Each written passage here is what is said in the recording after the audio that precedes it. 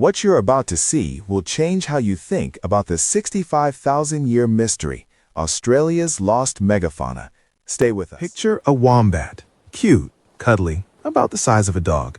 Now picture its ancestor, a rhino-sized nightmare that shook the Australian earth beneath its feet. And somewhere out there, a human being had to look that thing in the eye. What happened next will rewrite everything you thought you knew. Welcome to ancient Australia. Not the scorched red desert we know today, but a continent draped in dense, humid rainforests. Beneath this emerald canopy, the earth trembles. This is the realm of the Australian megafauna, a lost world of impossible proportions. The undisputed king of this jungle is Diprotodon optatum. Stretching 4 meters long, this colossal herbivore acts as a biological bulldozer.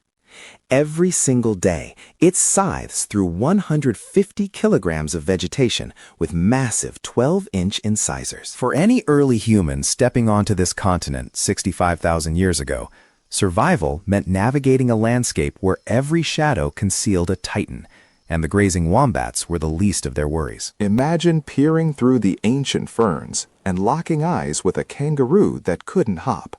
This is Procoptodon goliath. Standing nearly 9 feet tall and weighing a staggering 240 kilograms, its sheer mass anchors it to the ground. Instead of bounding across the plains, it stalks forward on 2 massive legs. It reaches up with long, grappling hook fingers, tearing down entire branches to feed.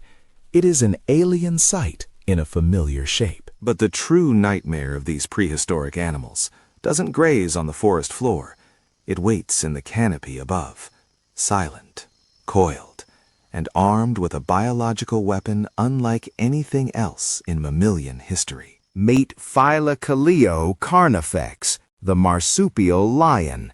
At 164 kilograms, it is a bundle of pure lethal muscle. Pound for pound, it possesses the strongest bite force of any mammalian land predator ever discovered. A modern African lion uses its claws to grip and its teeth to deliver a killing blow. Phyllocaleo flips that script entirely. It drops from the branches, using its bone-crushing jaws not to kill, but to lock its prey in a vice grip. Once the victim is immobilized, the marsupial lion deploys its true weapons, massive, retractable dew claws housed on semi-opposable thumbs. With a single, horrific swipe, it disembowels its prey.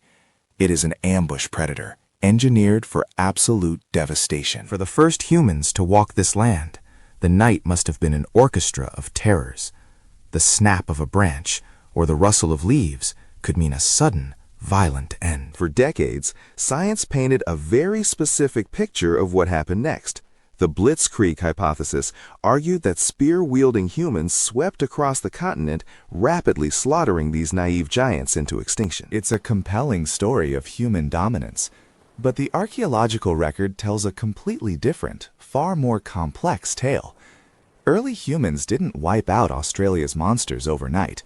They lived in their shadows for a staggering 20,000 years. The smoking guns of human hunting have systematically fallen apart.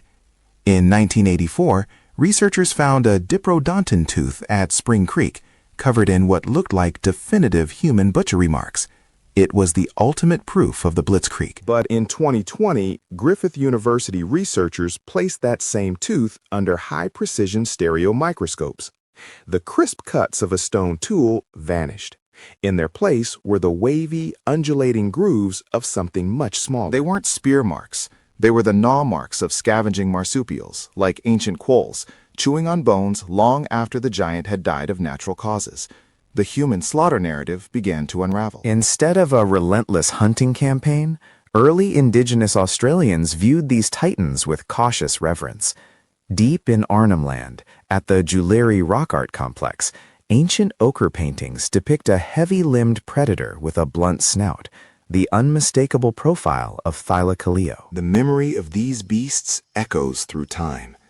The Adnyamathanha people still tell Dreamtime stories of the Yamuti, a massive, dangerous creature used to warn children from wandering at night.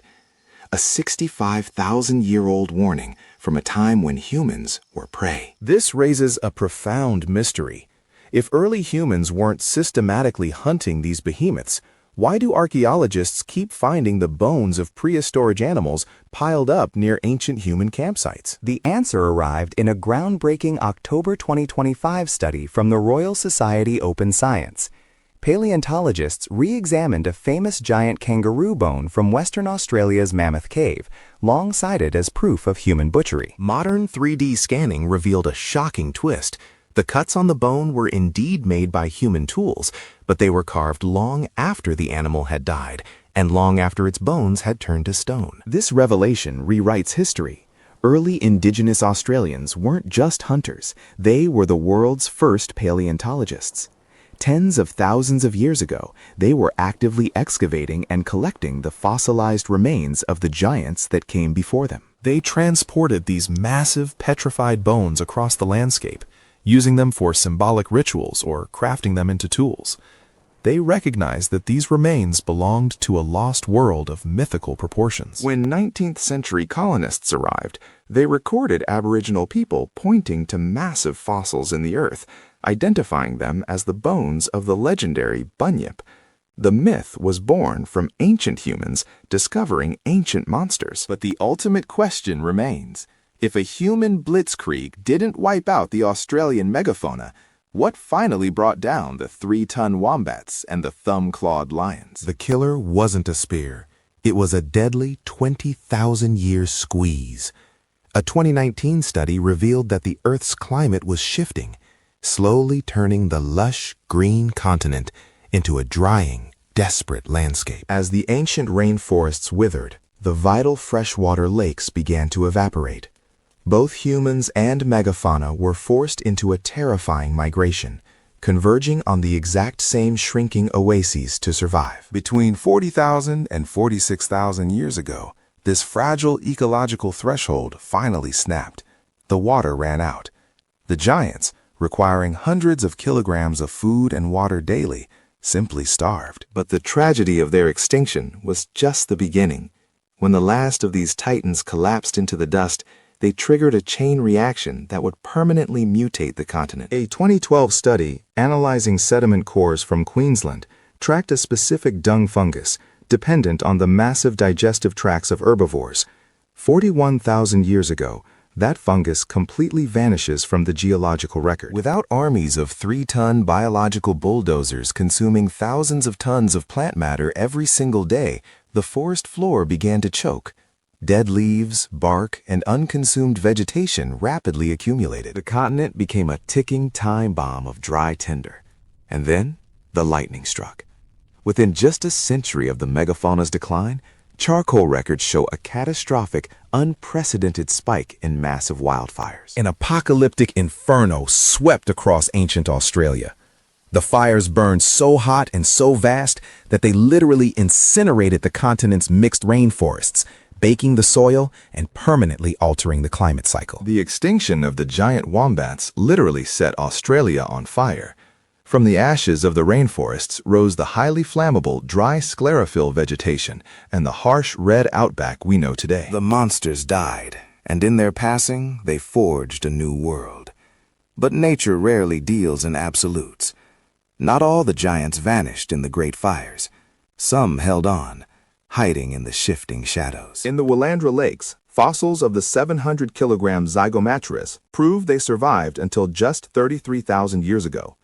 Tasmania acted as an isolated fortress, harboring the marsupial lion for thousands of years longer. Most tantalizing of all, controversial evidence suggests the rhino-sized Diprotodon may have clung to existence until a mere 7,000 years ago. The giants may be gone, but their ghosts still walk the burning red dirt of the Australian outback.